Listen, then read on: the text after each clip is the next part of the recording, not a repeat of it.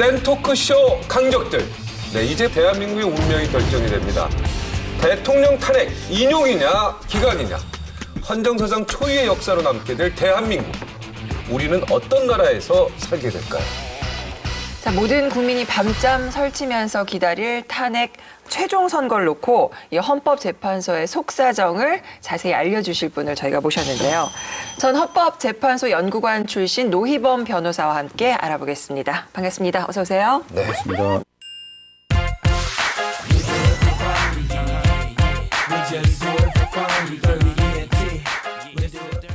잘못이 드러나면 책임을 져야 할 것이며 특검에서는 두 사람 사이에 공공관계가 인정된다. 대통령 탄핵 심판을 맡아온 헌법재판소 재판부에게 이제 마지막 택일만 남았습니다. 평의의 내용은 무덤까지 가지고 간다. 경론이 오갔다. 대통령이 법 위반하는 것 중에서 중대한 범죄가 뇌물죄나 부정부패다. 가장 대통령이 잘못한 건 국민의 생명권 보호를 하지 못했던. 대통령으로서의 직무를 제대로 이행하지 않았다는 거예요. 통치 실패에 대한 부분을 굉장히 묻고 싶어요. 뭐 조금 잘못했다고 대통령을 파면까지 시키느냐? 90일 동안 대통령 탄핵 심판을 맡아온 헌법재판소 재판부에게 이제 마지막 택일만 남았습니다. 최종 선고일은요, 3월 10일이냐, 아니면 이정미 재판관 퇴임일인 13일이냐. 어느 쪽이 더 유력한지 궁금한데. 저는 3월 10일이 가장 금요일 날. 재판부에서 선택하기가 가장 적절한 날이 아닌가 싶습니다. 네. 결정문을 다듬고 신중하게 하기 위해서는 조금 더 시간을 더 확보하는 것이 재판부로서는 더 이롭습니다만 3월 13일은 이정미 재판관의 퇴임일입니다. 통상 6년간의 이제 노고를 치하해주는 의미에서 퇴임식을 열게 되거든요. 그렇죠. 예, 그런 점에서 퇴임식 날 아마 선고를 하게 되면 퇴임식 자체는 사실은 어려울 겁니다. 그런 점에서 가급적이면은 금요일 날, 3월 10일 날 선고를 하지 않을까 싶습니다. 저도 적극 동감인데요. 저는 이제 정치적 고려가 아닌 헌재 사정에 따라서 이루어질 가능성이 있다. 다시 말해서 노무현 탄핵 때도요. 2004년 5월 14일 금요일에 이루어졌어요. 그러니까 금요일에 한다는 건 뭐냐면 주말을 앞두고 이런 큰 결정을 할 때 주말은 쉬잖아요. 금요일 날 빵 터뜨리고 그다음에 토요일 좀 이렇게 언론에서 난리를 치든 말든 출근 안 하고 월요일 날 해버리면 그 다음날 또 출근할 때 뭐 기자들 와 달라붙고 이게 부담된다. 그래서 금요일 날 하지 않겠느냐. 저는 반대 의견인데 저는 13일 날 선고할 것 같아요. 정확하게. 왜 그러냐면은 아까 그 이정미 재판관의 어떤 퇴임식 이것도 사실은 10일 날 해버리면은 이 낮에 13일 날 이거 퇴임식 할 수 있겠어요? 아마 그 안에서 그 앞에서 또 어느 세력인가가 또 난리를 필 거고 오히려 퇴임식이 좀 엉망이 될 가능성이 있고 또 헌법재판소 입장에서도 마지막 순간까지도 고민하는 어떠한 모습을 보여주기 위해서 13일로 하지 않을까. 그리고 아까 말씀하신 대로 뭐 다음날 일요일이라서 쉴 수 있다고 말씀하셨는데 사실 헌법재판관님들 그동안 몇 달 동안 거의 휴일 없이 일했기 때문에 월요일 날 선고해도 화요일 날 첫 누가 뭐라고 할 사람 아무도 없습니다. 저도 개인적으로 13일 날 선고하기를 바라는 마음이 있고요. 그다음에 이게 정확하지 않은 정보인지 모르겠는데 나는 이정미 재판관이 13일 날 임기가 만료되잖아요. 만료되더라도 그 전에 평결에는 참여하고 발표는 또 더 늦춰줘도 되죠. 상관없습니다. 네, 그러면 나는 그것까지 다 계산해서 최대한 뒤로 가는 게 맞다고 생각을 해요. 왜냐하면 남아있는 우리 국민들의 이제 다음 대선 문제가 있는데 선거 일정을 고려할 것 같으면 좀 더 단 일주일이라도 그 후보들을 검증할 수 있는 시간을 확보해주는 의미라면 좀 뒤로 갔으면 좋겠다는 생각도 있고요. 그다음에 왜 13일이 저는 좋다고 생각을 하냐면 10일 날 하고 나면 토요일, 일요일 또 시내가 난리가 날 것 같아요. 반대를 했던 찬성을 했던 그 사람들이 다 몰려 나올 거예요. 근데 월요일 날 평결을 하고 나면 그래도 일상에 일이 있으니까 한 주일은 쉬었다가 그 주 주말에 집회를 할 거예요. 그러면 열기가 조금 식을 거라는 거죠. 지금 얘기 나왔듯이 뭐 10일일 수도 있고 13일일 수도 있잖아요. 근데 대통령 대리인단의 입장은 뭐냐 하는 건데 3월 13일 전에 탄핵 심판 선고하는 것은 대단히 부당한 일이다라고 해서 강력하게 지금 전문가 소견서라고 냈어요. 그 소견서 낸 주체가 누구냐면 이시훈 변호사인데 감사원장도 하고 헌법재판관 출신입니다. 즉 원로 중에 원로예요. 13일 전에 심판하지 말라는 주장은 뭐예요? 딱 답은 하나죠. 8인 체제라도 더 붕괴시켜보자. 그러니까 이정미 재판관 퇴임 후에 그 이후에 어떻게든 7인 체제로 해서 7인 체제로 선거하지는 못할 테니까 다시 인원을 보강하는 등등 해서 시간을 끌어보자는 그 속셈이 그건 드러나는 아닙니다. 거죠. 왜냐하면은 그 지금 헌법재판소에서 변론을 종결해 버렸어요. 변론 종결하고 나서는 선고할 때는 꼭 그거하고 상관이 없습니다. 근데 그렇게 합리적인 생각을 가지면 좋은데 분명히 문제 제기를 할 거란 말이에요. 무엇이든 걸어왔거든. 무엇이든. 요만한 꼬투리라도 잡으니까. 무엇라도 잡으니까. 저는 일단 기본적으로 이정미 재판관을 생각해서라도 저는 빨리 했으면 좋겠습니다. 저는 그 재판할 때 뒷목 잡는 걸 봤거든요. 김평호 변호사가 네. 등 똑바로 뜨고 그러니까 헌재 뭐뭐씩이나 하고 네. 완전 눈앞에서 모욕을 해요. 정말 뒷목 잡으면서 얘기를 하시는데 전 너무 마음이 안쓰러웠어요. 그런 정도 발언하면 네. 법관 모독죄 이런 건 없나요? 있죠. 당연하죠. 있죠. 모두 걸려면 걸겠죠. 법정 모독죄이죠. 네. 법정 모독. 네. 아니 근데 노희본 변호사님께 물어보고 싶은 게 이 네. 평결을 한 다음에 평결하면은 바로 선고하자는 게 룰로 돼 있지 않을 거 아니에요. 네. 그러면은 그 선고 일정은 누가 정하는 겁니까? 그것도 합의한 겁니까? 그렇죠. 그러면 예를 들어 이런 상황에서 예를 들어 혹시라도 기각에 대해 가지고 뜻을 두고 있는 재판관이 있다 그러면은 네. 그 사람이 절차를 지연시킬 수 있는 방법은 또 없는 건가요? 이렇게 해서? 뭐 계속적인 평의 요청을 할 수는 있겠죠. 그럴 수 있겠네요, 재판관 그러면. 1인도 저는 그게 지금 구성원이니까요. 그 절차는 공개가 안 되죠. 그러니까 누가 그렇죠. 안에서 내부적으로 선고 일정을 계속 지연시킨다든지 하는 그 행동을 그렇죠. 한다는 건 그건 공개 안 되죠. 모두 다 평의 과정이기 때문에요. 오, 그런 경우가 그러니까 있을 수 저는 그러니까 있겠네. 지금 그런 상황이 있으신 게 네. 우리가 6대2 이상으로 가야지만 된다고 생각하겠지만 한두 사람이라도 그 안에서 합의를 안 해주면서 계속 일정을 지연시키려고 그럴 하면은 가능성은 제가 볼 땐 드물고 다만 미국에서 1953년도에 그 얼 오렌 대법관 원장할 때 브라운 대 토피카 교육위원회 재판이 있었거든요. 그러니까 흑인 여학생이 백인 그 학교에 같이 다닐 수 있게 해달라. 근데 그게 이제 절대 안 된다. 그 전에 판례는 뭐냐면 흑백이 분리 교육을 받더라도 교육 시설만 똑같으면 분리 교육해도 상관없다는 게 미국 대법원의 판례였었거든요. 근데 이걸 뒤집어야 되는데 당연히 그게 이제 9명의 재판관 사이에 의견이 달랐을 거 아니에요. 그래서 그걸 조율하는데 1년 이상 세월을 걸려갖고 3년 걸려서 3년. 최종 판결은 그런데 마지막 조율까지 1년 가까이 걸렸다 그러더라고요. 그거를 9대 0을 만들기 위해서. 네. 뭐 통상적인 사건은 평의가 종결이 되더라도 결정문 초고를 다듬고 재판관들이 그 결정의 논리라든가 이런 거를 돌려서 같이 봅니다. 그래서 수정이나 보완할 부분이 있으면 그런 과정을 거치거든요.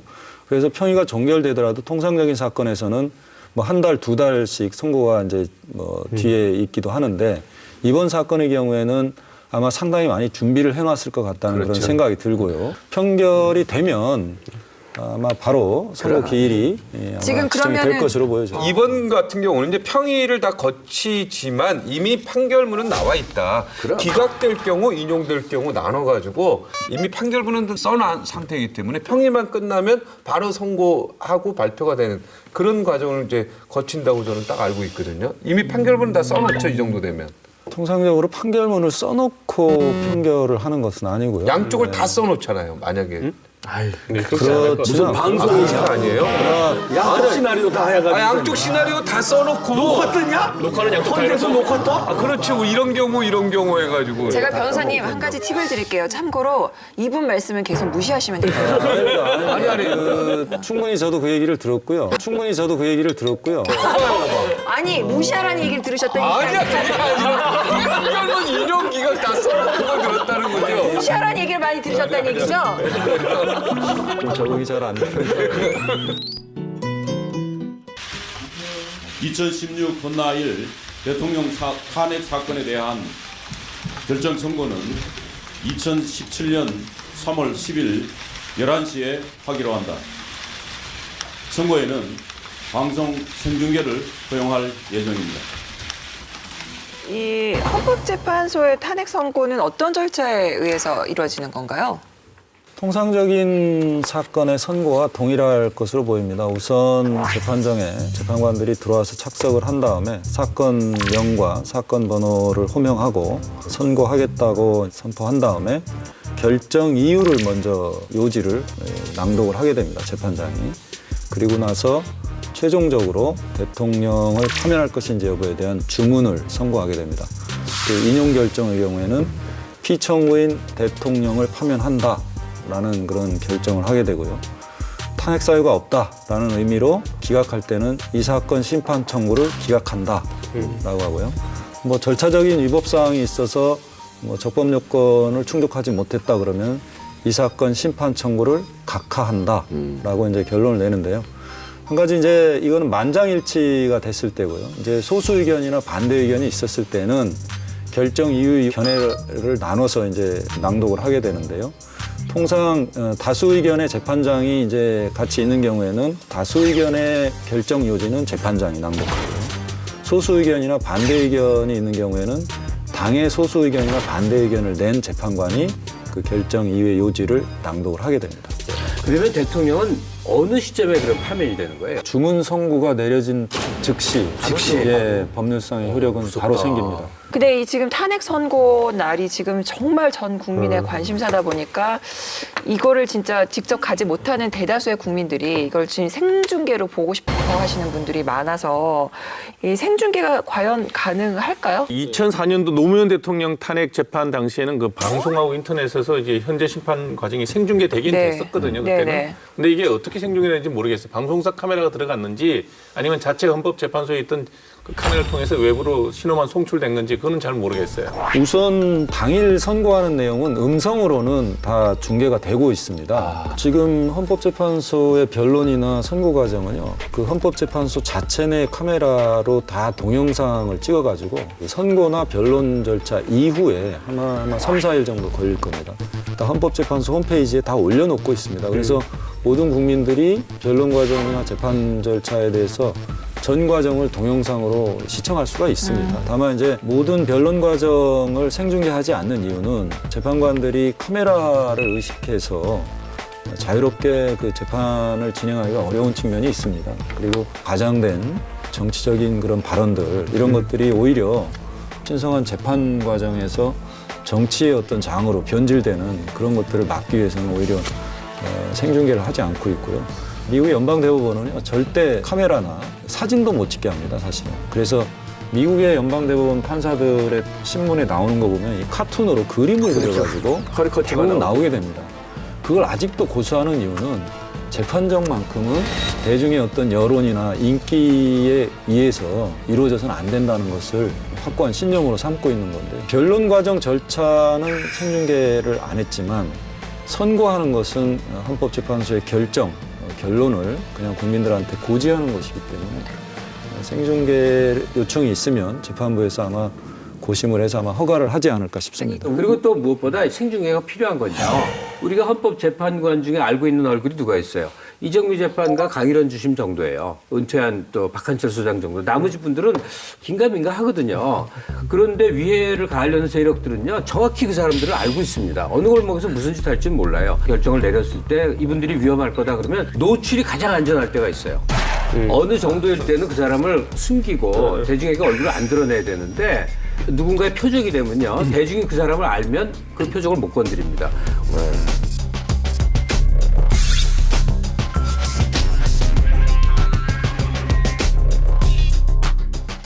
지난 2월 28일부터 헌법재판관 8명은요, 최종 결론을 내기 위한 재판관 회의, 즉 평의 절차에 돌입했습니다. 국가적 중대 사안인 만큼 헌재에서는 매일 2시간씩 격한 토론이 벌어진다고 하는데, 이 2시간 평의 동안 과연 어떤 이야기가 오갈까요? 네, 재판관들은 지금 휴일도 반납하고 매일 평의를 하고 있다고 합니다. 매일. 근데 이제 평의 내용은 지금 철저히 비공개로 하고 있다는데, 2004년 참고로 노무현 대통령 탄핵 심판 평의 때 아주 대단했다고 그래요. 재판관들 사이에 뭐 고성이 오고 가는 게 밖에 들릴 정도로, 거기다가 막 주먹 다짐 일보 직전까지 갔다고 그래요. 거기서 난투극이 벌어질 정도로 아니 뭐 그만큼 이제 격렬했다는 얘기죠. 근데 왜 그 격론을 벌였는지 그 내용은 밝혀지지 않았다고 하는데, 아마 이제 비밀에 붙였으니까 그런데 이번에도 보완은 철저히 하고 있다고 합니다. 우선 평의는 법률상 비공개입니다. 누구도 공개를 해서는 안 되고요.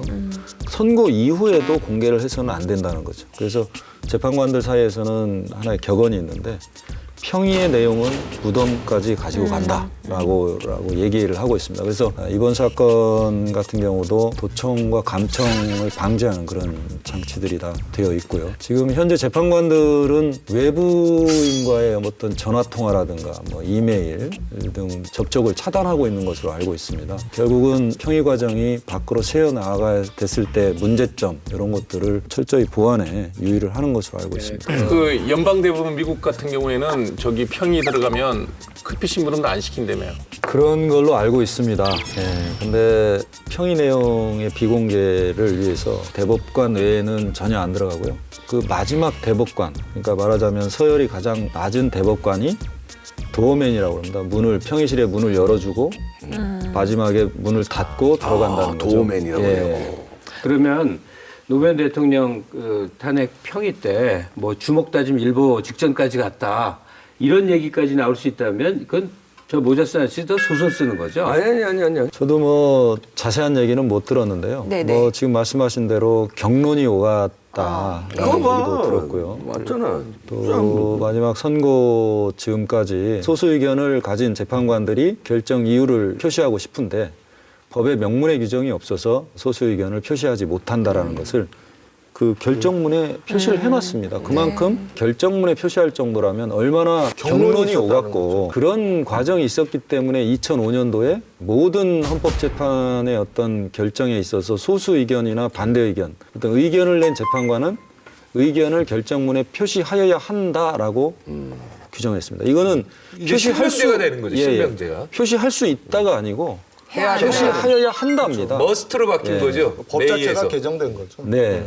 지금 그 2월 28일부터 매일 2시간씩 경론을 한다라는 거는 그 안에서 반대 의견도 나온다는 거를 반증하는 거예요. 그렇잖아요? 그리고 아무리 또 머리를 맞대고 평의를 한다고 해도 이 재판관들 그 인용 기각에 대한 어떤 속내를 알기가 어려워요. 그 말은 뭐냐면은 평의에서 나오는 그 사람의 태도와 실제로 그 판결하고 결론이 반드시 일치하지는 않는다. 이런 말이거든요. 그럼 무슨 얘기야? 그러면 이 얘기할 때 그 말은 뭐냐면 내가 두 가지로 설명해 줄게요.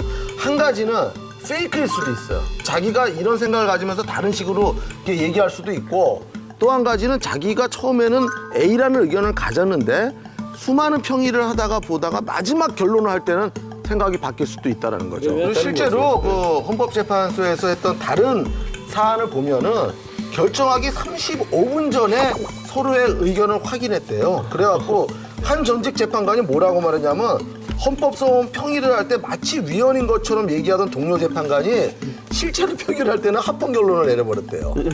이런 후일담도 있을 정도로 오랜 경론을 통해서 마지막 순간까지도 고민을 해야 되는 거지 결론을 딱 내려놓고 뭐 쇼한다든가 이런 게 아니에요. 우리 강민구 변호사님 말씀해 주신 것처럼 뭐 경론을 벌이고 자기의 기존에 갖고 있던 의견을 다른 재판관들의 의견을 듣고 나서 이제 바꾸는 과정이 분명히 있습니다. 그러나 재판관들 사이에 일부러 페이크를 한다거나 하지는 않는다라는 거죠. 이 합의체 재판관이라는 것은 6년가량을 같이 이렇게 지내거든요. 가족 이상으로 친밀감을 갖고 있고요. 또 이제 평의 과정에서 뭐 누구하고 토론하다 보면 자기하고 생각이 같은 사람은 굉장히 반갑죠. 네, 반가운데 자기하고 생각이 다르면은요. 미워요. 정말 밉거든요.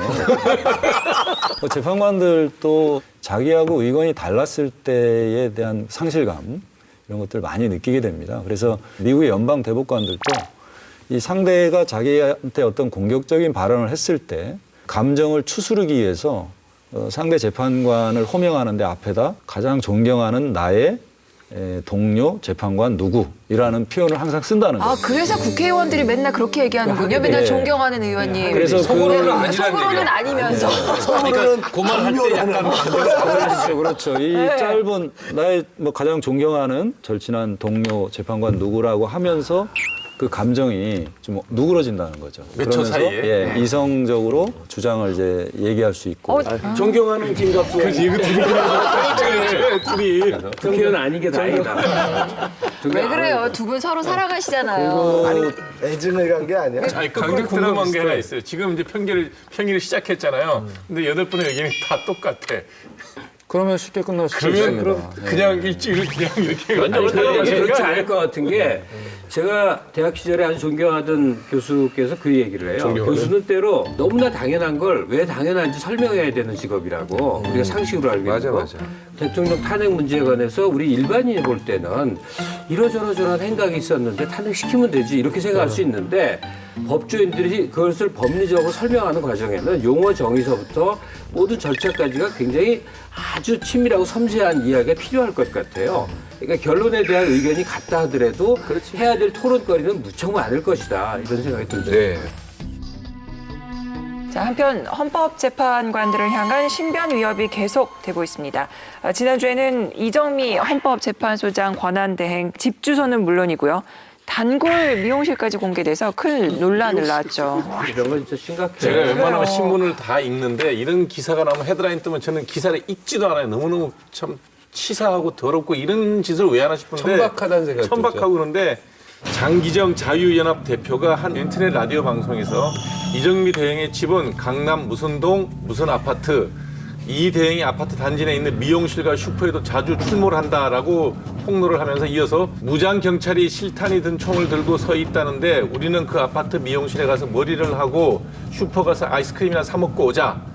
착각해서 다른 데 가지 마시고 정확히 공공 아파트라고 강조를 했는데 이 방송이 유튜브를 통해서 34,000건이 조회를 하고 실시간 댓글에 가자 이정미 씨 이런 댓글을 달고 근데 극우 친박들인 입장이라면 이거 굉장히 소중한 정보예요. 어느 아이스크림 집에 오는지 이거 왜? 아니 어느 미용실에 가는지 가서 사람이 협박을 당하면 근데 저도 이거 들은 것 같아요. 쓱 이거 옆에 와갖고 예. 험한 소리 한다고 쳐봐요. 이거 굉장히 무섭습니다. 이런 식으로 얘기를 했던 것 같아요. 제가 들은 게 그게 확실한지 정확하지가 않아서 그러는데 저 어느 동 무슨 아파트입니다. 거기 절대 가지 마세요. 절대 가지 마시는데 무슨 동 무슨 아파트예요.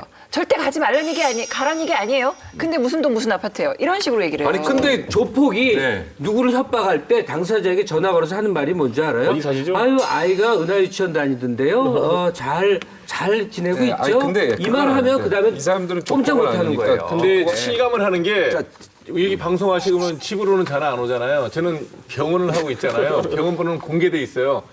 저랑 하루에 수십 통씩 와요. 네, 저는 집 전화를 없애버렸습니다. 이 양반이 한술 더 뜹니다. 장 대표죠. 지난번에 장기정 씨입니다. 장기정 대표 이름도 이제 얘기해줘야 돼. 장기정 대표가 지난번에 박영수 특별검사 집 주소 공개한 분이에요. 이분이. 그리고 자택 앞에서 야구방망이 그 시위한 분인데 실제로요, 최근까지 박영수 특검 집에서요, 집 앞에 엄청난 대목꾼들이 와가지고 집에서 나오지도 못하고 계세요, 지금.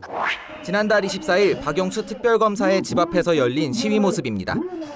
박 특검 얼굴이 그려진 현수막에 주먹질을 하는가 하면 야구방망이를 든 시위 참가자도 있습니다. 박 특검은 결국 집 앞에서 집회를 못하게 해달라며 법원에 집회 시위 금지 가처분 신청을 냈습니다. 박 특검은 험악한 시위 현장을 보고 부인이 병원 신세까지 졌다고 토로했습니다.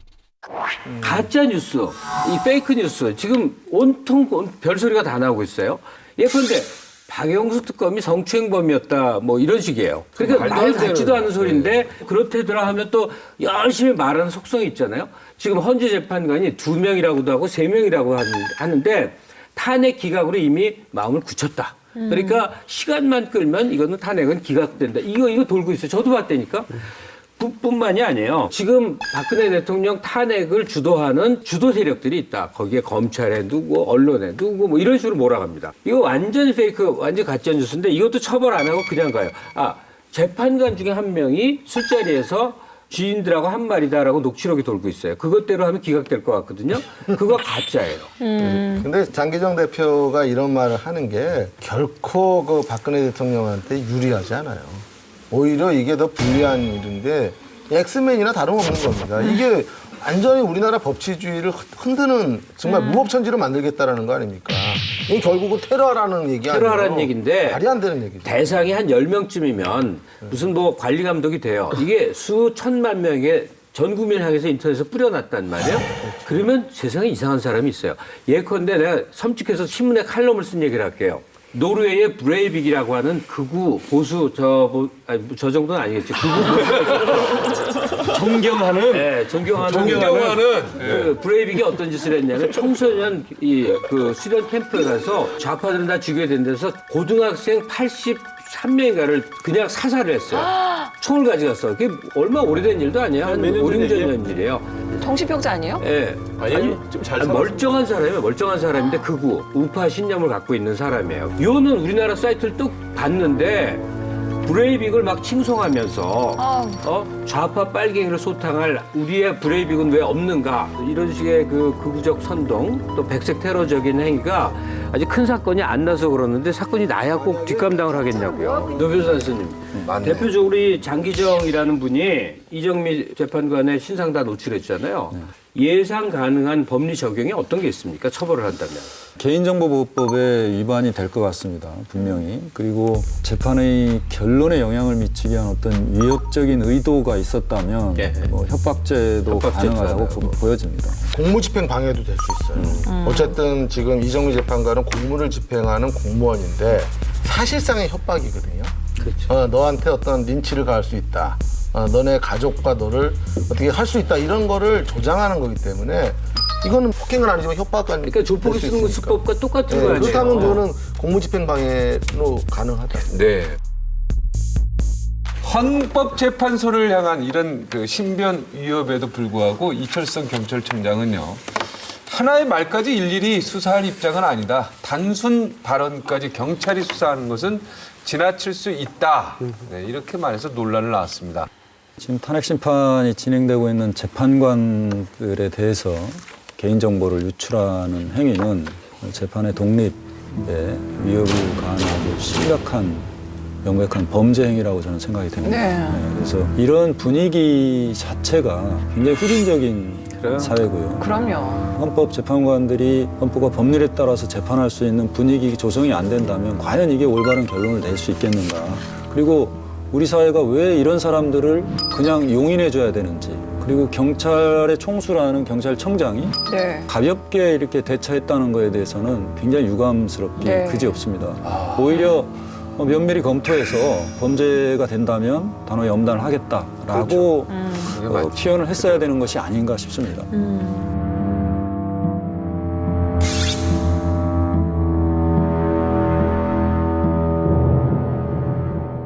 대통령의 탄핵 여부를 가릴 변수 가운데 가장 핵심으로 주목받는 쟁점이 뭔지 아십니까? 바로 대통령의 뇌물죄 혐의인데요. 하지만 그러기 위해서는 입증해야 할 사실이 있습니다. 바로 최순실과의 공동 지갑 소유 혐의인데요. 네, 이게 참 심증은 가는데 물증이 없어요. 이게 답답해요, 그죠? 이번에 헌법재판소에서 탄핵 여부를 결정하는데 가장 이제 핵심적인 부분이 바로 이 부분입니다. 대통령이 법 위반하는 것 중에서 중대한 범죄가 돼야 되고 그 중대한 범죄의 하나의 예가 뇌물죄나 부정부패다 이런 내용 때문에 그 뇌물죄라는 건 사실 어떻게 보면은 그 국민을 배신하는 행위고 국민의 어떠한 그 신임을 그 어긋나게 하는 거거든요. 근데 그 대통령이 443억 이거를 뇌물로 볼 것인지 또 이게 뇌물이 된다면 당연히 국민이 뒤통수를 치는 거죠. 문제는 뭐냐면은 이제 아까 박영커가 얘기했듯이 한지갑 공동체, 그러니까 경제 공동체 이론인데 대법원에서 여태껏 했던 판결의 내용을 보면은 사실 한지갑 공동체는 굉장히 그 까다로워요, 입증하기가. 근데 요번에 그 박영수 특검에서는 이거를 굉장히 입증을 자신은 하고 있는데 법리적으로 분명히 쟁점이 될 것 같아요, 이 부분이.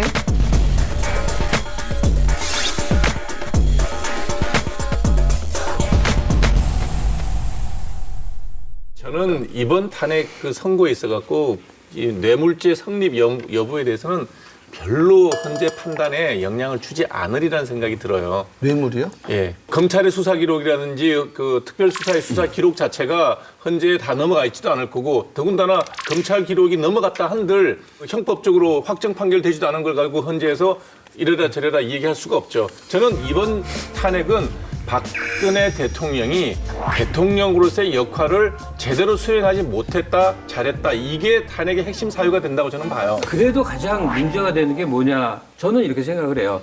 그야말로 국민 주권주의에 대한 중대한 위반이죠. 자기가 왕이면 주권을 갖고 있고 내 권력을 마음대로 할 수 있는지 모르지만 모든 권력은 국민으로부터 나온다. 국민들이 위임해 준 거예요. 근데 대통령 대리인단은 계속 주장하는 게 최순실 씨가 국정 운영이나 인사에 직접 개입한 일이 없고 소극적으로 연설문 조금 수정문 봐줬다 이거예요. 근데 정말 드러난 증거만 해도 어딘데. 근데 하여간 이 국회 측 소추위원들 하는 말은 대통령이 최순실에게 국정 운영을 능동적이고 적극적으로 개입하도록 허용했다 이렇게 돼 있어요. 자, 그러면 우리 강석들이 생각하는 이 탄핵 심판의 쟁점은 어떤 건지 저는 얘기 좀 뇌물죄 이거 제3자 뇌물수수죄는 이거 굉장히 쉽지 않을 것 같다는 생각이 들고요. 왜냐하면 경제 공동체를 이걸 입증하기가 쉽지 않을 것 같다는 생각이 들고 저는 확실한 거는 블랙리스트.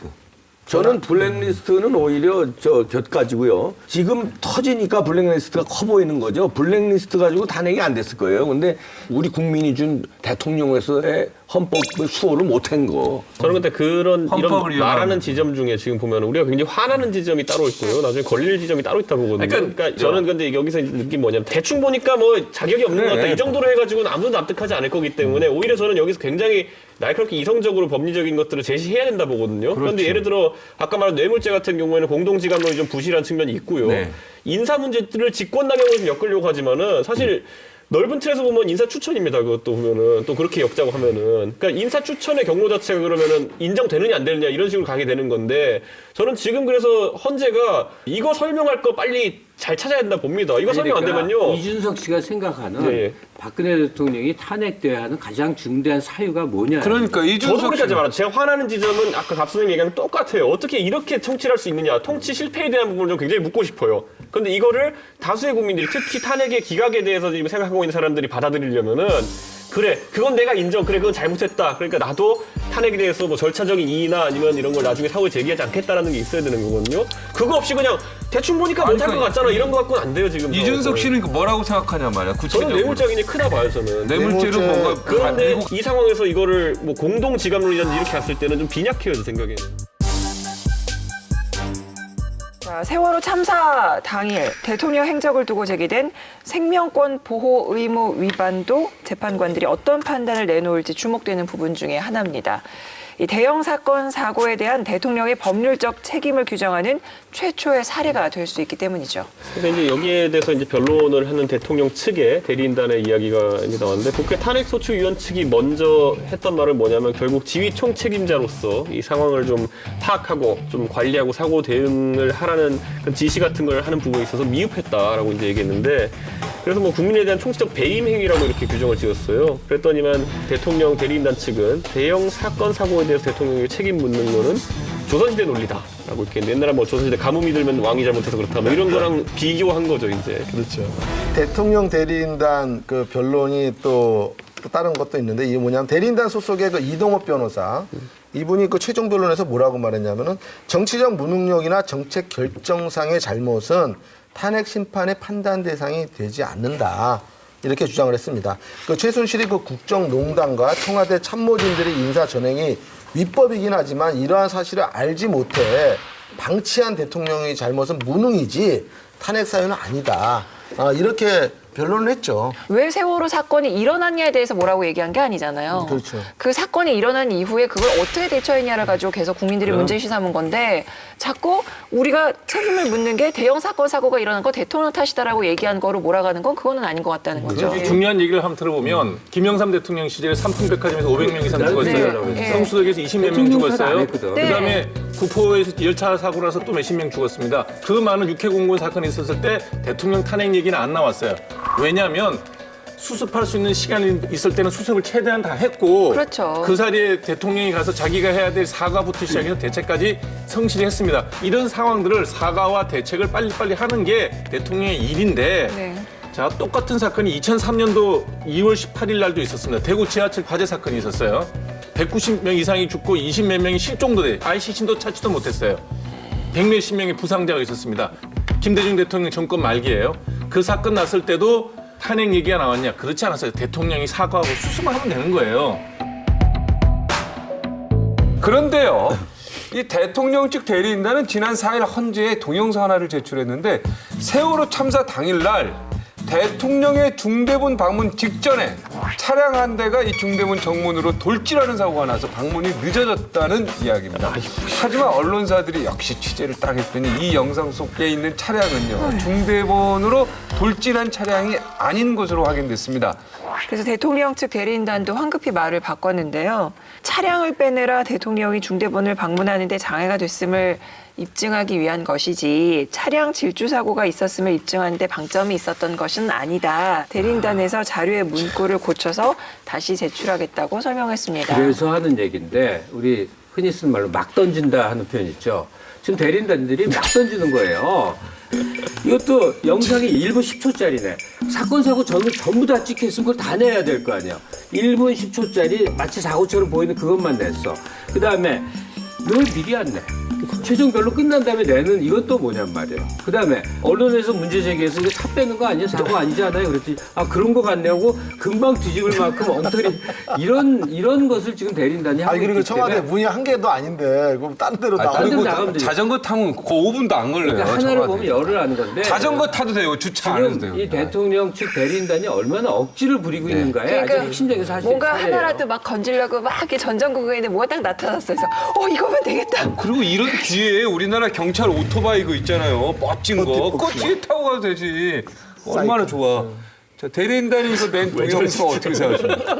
우선 법률적으로 보면은 증거로 사용할 수가 없고요. 제출하더라도 뭐 참고 자료 정도밖에 될 수 없는 게 최종 변론 기일이 2월 27일 있었지 않습니까? 변론 기일 지난 예. 다음에. 변론 기일이 지나면 더 이상의 증거 채택은 안 됩니다. 그렇기 때문에 뭐 그 이후에 내는 거는 뭐 적법한 증거로서의 의미를 갖는 것은 아니고. 저 진짜 궁금한 게 진짜 세월호 부분은 어쨌거나 지금 드러난 것만으로도 헌법재판관들이 느끼는 어떤 감정이랄까 판단 같은 게 있을 거 아니에요. 심증이야 당연히 예, 있죠. 예. 네. 뭐 맨 처음 탄핵 소추 사유에 세월호 7시간 부분을 넣을 것인가에 대해서 논란이 많이 있었습니다. 네, 네. 이제 국가 원수가 어떤 큰 재난 상황에서 제대로 대처하지 못했다는 것 자체가 바로 헌법 위반이 될 수 있는가. 네네. 그걸로 인해서 탄핵 심판의 어떤 기간만 지연되는 것이 아니냐 뭐 이런 논란도 있었는데 규범적 판단 여부를 떠나서 과연 대통령이 헌법상 부여된 권한을 행사하는 데 있어서 국민의 생명 보장을 위해서 어떤 역할을 해야 되는지 또 이런 사건에 있어서 뭐 재판관들이 굉장히 관심을 갖고 많이 물어봤거든요. 근데 거기에 대해서 아직까지도 명확한 그 답변을 못 해주고 있다는 거거든요. 네. 그 점에 대해서는 분명히 아마 헌법재판소가 어떤 판단을 하지 않을까 싶습니다. 각 사안에 대해서 의견을 내놔야 되잖아요. 가장 곤란한 부분이 아마 세월호 7시간일 거라고 생각이 듭니다. 왜냐하면 구체적인 뭐 법 위반을 들이댈 수 있는 그런 것보다는 실제로 아까 말한 생명권이라든지 좀 모호한 개념을 좀 다뤄야 되기 때문에 이것 때문에 탄핵이다라고는 안 될 사안일 수도 있겠지만은 가장 국민들이 주목하면서 이제 결과를 받아들일 거기 때문에. 그러니까 그 사실은 이렇습니다 하고 세월호 7시간에 대해서 청와대 측이 해명한 게 있어요. 그 해명대로 하자면 김장수 안보실장이 4번인가 전화하고 그다음에 각 부처에서 거의 1시간 단위로 전화 보고를 했다고 하는 거예요. 근데 너무 웃긴 게 그 전화 보고 기록이 없고 전화 보고를 받아서 뭔가 응답을 하잖아. 사람은 말을 하잖아. 응답 기록이 없고 전화를 했대 1시간별로 막 보고를 했대는데 건 것도 응답한 것도 없으면 뭐야. 세월호 7시간 동안 대통령이 뭘 했냐가 중요하지 않아요. 왜냐면 뭘 했는지 안 밝히면 사생활이기 때문에 알기 힘들 거예요. 근데 중요한 거는 해야 될 일을 안 했다는 건 분명하다는 거예요. 헌법재판소가 과거에 내린 결정을 보면은요, 이 국민적 관심이 높았던 사건의 경우 국민 다수의 여론 방향과 대부분 일치되는 결정을 내렸다고 합니다. 동성동본 금혼죄, 혼인빙자 간음죄, 간통죄, 김영란법 등이 대표적인데요. 법리적 분석뿐만 아니라 국민 여론도 세밀하게 살핀다는 뜻이라고 할 수 있겠죠. 이번에 대통령 탄핵 결정에 민심이 많이 반영이 되겠죠? 재판관들이 국민의 여론을 의식해서 재판을 하지는 않을 거라고 확신합니다. 헌법과 법률에 따라서 규범적으로 판단을 할 거고요. 다만 민심과 과거 사건들이 이제 동일했던 거는 상식적인 수준에서 사건의 결론이 일치했던 것이 아닌가 싶습니다. 아니 그러니까 박근혜 탄핵 여부를 진보와 보수 논쟁으로 몰고 가려는 움직임이 있는데 이게 그런 건이냐 그렇게 하면 안 되죠. 아니죠. 그건 아니죠. 아니에요. 아니라고. 왜냐하면 박근혜 대통령이 직무를 제대로 하지 않았다는 문제는 진보 보수 이전의 문제거든요. 그러니까 굉장히 보수적인 입장을 가진 사람들도 탄핵에 얼마든지 이제 동참할 수 있어요. 근데 탄핵을 반대하는 사람들의 마음은 도대체 뭘까? 탄핵을 기각을 원하는 태극기 집회 의견들은 이거예요. 대부분 뭐냐면은 박근혜 대통령이 돈 먹은 거 있냐? 그동안의 대통령도 다 돈 먹었잖아. 근데 박근혜 대통령 돈 먹은 거 없는데 뭐 조금 잘못했다고 대통령을 파면까지 시키느냐? 이런 의견이에요. 그래서 왕권이래요. 난 그래서 반박을 했지. 내가 충분히 반박을 했는데 그분들은 그런 의견이다. 저는 근데 박근혜 대통령이 돈을 직접 안 받았다고 주장하는 그 주장에 대해서는 조금 설득 이해는 안 돼요. 왜 그러냐면은 사실 과거에 뭐 유경재단 이런 거 만들어갖고 결국은 어떻게 됐어요? 그걸 갖고 계속해서 울고 먹었고 싸우기도 하고 그게 다 이권 싸움이거든요. 그 재단이라는 거를 어떻게 보면은 어떠한 그 수단으로 활용한 거지 재단에서 받았지 내가 직접 안 받았다 이런 논리라는 게 당당하게 말할 수 있는 입장은 아니다. 그러니까 그리고 또 여기에 맹점이 뭐냐면 돈을 갖다 준 곳이 그냥 집이 아니고 재단이라는 거예요. 여론 얘기가 나와서 이건 이제 오해가 없어서 이 얘기를 해줘야 돼. 왜냐면 우리가 지금 태극기 집회에 나오는 분들을 촛불이 그분들을 부른 면도 있어요. 왜냐면 촛불을 한 번, 두 번 했으면 그분들이 안 나왔을 거예요. 근데 매주 토요일마다 너무 오래 하니까 야 이거 안 되겠다 이래서 그분들을 부른 것도 있어요. 그러니까 이제는 좀 차분하게 헌재 결과를 기다려서 고만 광화문 고만 서울광장에 나오시라 이런 얘기도 해드리고 싶어요. 제가 탄핵 이후에 이제 생각하면 태극기 집회 나오시는 분들 생각해보면 아까 뭐 이제 탄핵이 되면 저분들 잦아들 것이고 왜냐면 돈을 주는 사람들이 없기 때문에 이렇게 표현하시긴 했는데 그렇게 표현하지 않았으면 좋겠는 게 저도 초기에는 솔직히 그 동력을 만드는 게 부끄럽다 보니까 누가 집회를 주도하고 돈 좀 쓰고 했을지 모르겠어요. 근데 지금 보면은 이미 덩어리진 집단이기 때문에 우리에게 이제 남은 건 이 덩어리진 집단이 갖고 있는 분기나 오해를 어떻게 또다시 또 해소할까 해야 되는 거지. 그 몇십만 명 모였는데 거기다 대고 당신 돈 바꾸라는 거지 이러면은 이거 엄청난 갈등이 야기됩니다. 예, 생각과 방식이 다를 뿐이지 태극기 집회나 촛불 집회나 나라에 대한 사랑하는 마음을 우리가 분명히 다 인정해야 되겠다는 생각이 듭니다. 만약 탄핵이 인용될 경우 박근혜 대통령은 전직 대통령으로서 예우 없이 맨몸으로 청와대를 떠나야 하는데요. 불소추 특권 박탈로 구속영장을 받을 수도 있는 상황입니다. 과연 지금 이 순간 박근혜 대통령이 그리고 있을 생존 작전은 무엇일까요? 야, 저는 그러니까 이 상황이 아무도 박근혜 대통령 측근 중에서 또는 대리인단에서도 당신이 탄핵될 것 같습니다라는 이야기를 안 하고 있는 것 같아요. 그 말을 못 하고 있는 상황인 것 같아요. 그렇기 때문에 기각이나 각하 정도가 될 것이다라는 소견을 계속 이렇게 전달하는 것으로 보이고 그렇게 하는 판단 기점이 이제 3.1절에 있었던 대규모 어쨌든 집회 이런 것들에 의해서 여론을 영향을 현재가 가질 것이다라는 주장을 이제 하기 시작했거든요. 그러니까 저는 이 기각이나 각하 결론이 날 것이라는 이야기를 끝없이 이제 대리인단이 박근혜 대통령에 주입하고 있지 않을까. 일단 여론조사상 엄청나게 많은 뭐 아마 수백 건이 될 거예요. 그동안 몇 달 동안 벌어진 여론조사를 보면. 근데 그게 전부 일관되거든요. 80% 정도의 국민들이 탄핵되어야 한다라고 믿고 있어요.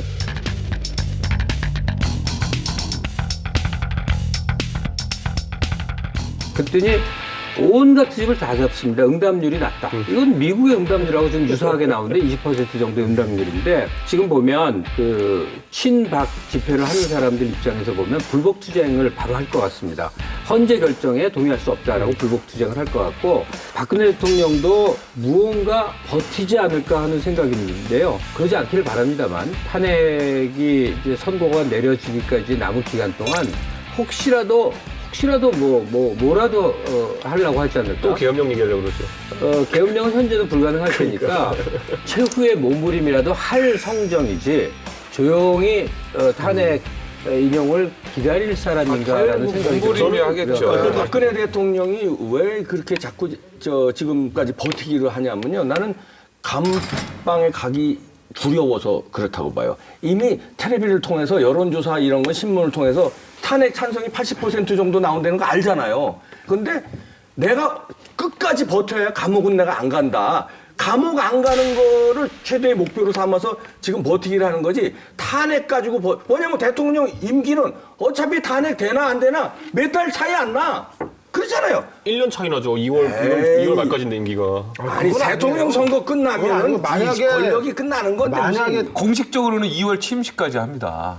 왜 그러세요? 그것 때문에 그 남은 기간의 문제는 전혀 아니고 대통령이 혹시라도 복귀하면 이제 자기의 존재를 정당화할 수 있는 많은 조치를 하겠죠. 당연히 검찰도 있는데. 움직이고 뭐 별거 다 하겠죠. 1년이나 있는데. 어쨌든 그 박근혜 대통령 쪽에서는 아마 그 여론전을 펼칠 가능성도 크다.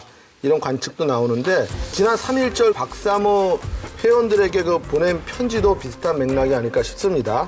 여러분께서 보내주신 그 100만 통의 러브레터를 잘 받았고 잘 읽었다. 진심으로 고맙고 감사드린다. 이렇게 답변을 했답니다. 비록 그 언론을 통한 어떤 육성 여론전은 아니지만 그 박사모나 그 지지 세력들에게 자신이 정치 탄압을 받은 것이라고 그 여론몰이를 하는 거 아니냐 이런 분석이 나오고 있죠. 근데 그렇게는 생각 안 되고 이제 박근혜 대통령이 그래도 저 의리를 좀 중히 여기고 이런 사람이니까 어떤 의리를 중시했어요? 내 말 들어봐. 이 얘기. 기가 막힌 소리야.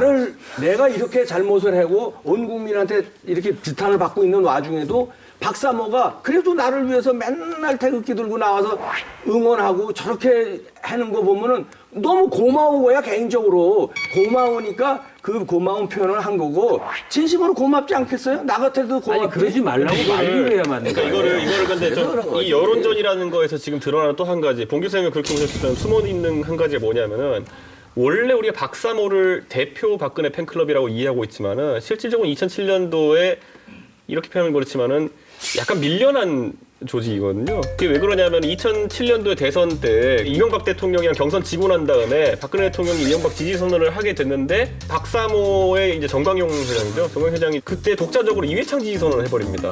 근데 그때 한번 그 조직이 한번 이제 눈밖에 나게 되고 그래서 새로 만들어진 게 호박가족이라는 게 있어요. 그래서 그 이후로는 어떻게 했냐면은 그 호박가족. 그러니까 호박가족이 뭔가 그 나머지 단체를 연합체 같은 걸 하나 만들어서 호박가족이라고 만들게 되는데 그러니까 조을호 박근혜 박 뭐 그런 거죠. 그러니까 호박가족이라는 게 그 뒤로부터 사실상의 박근혜 대통령이 관리하는 공식 팬클럽이 됩니다. 그래서 뭐 인사말 같은 것도 거기만 보내주고 막 이렇게 했던 적이 있어가지고 사실 박사모는 좀 예전에 한번 이렇게 이회창 지지선언 독자적으로 했던 그룹이기 때문에 안 좋게 생각하다가 이제 보니까 어느 정도 지나 보니까 믿고 비빌 때가 여기밖에 없는 거예요.